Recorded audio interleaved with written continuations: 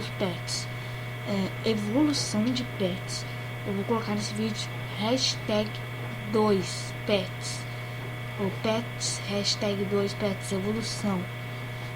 Sobre os pets aqui, tipo, muitos são desvalorizados. Exemplo, esse é level 30 e ele era, tipo, eu tinha isso aqui, ó. Ele é menos 137 do que eu estou equipado. Nível 30 eu achava que era o melhor pet do mundo, nunca ia trocar. Eu olhava pra esse daqui, era menos 300. Eu, nossa, que desperdício, um pet tão massa. Aí eu pensei assim, não, mas se eu upar, pra quanto que vai? Upei, era menos 300. Ele ficou 137 pontos mais forte.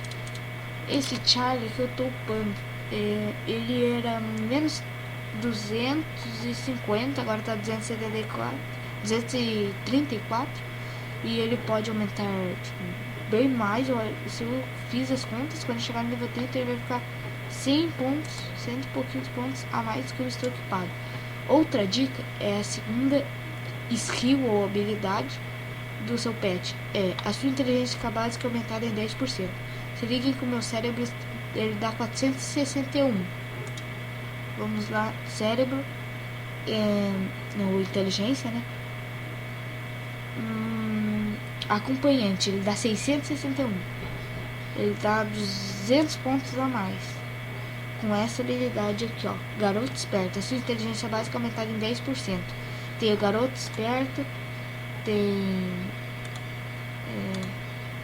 se não me engano é 4 olhos, alguma coisa. Esse daqui, ó.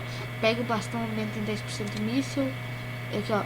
4 olhos, introdução básica. Tem o da força, que eu não tenho. Tem a parceiro de corrida, que é a sua forma física básica, aumentada em 10%. Não ajuda muito níveis pequenos, mas níveis altos cada vez ajuda mais. Então, pra mim dá 200 pontos, olha que maravilha. E daí é isso, você upar seus pets, olha bem as habilidades sempre. Senão você, às vezes, você pode estar jogando a oportunidade de uma evolução de pet muito grande fora, no lixo. Era isso que eu queria ensinar hoje. Então, valeu, voltando aos poucos e abraço.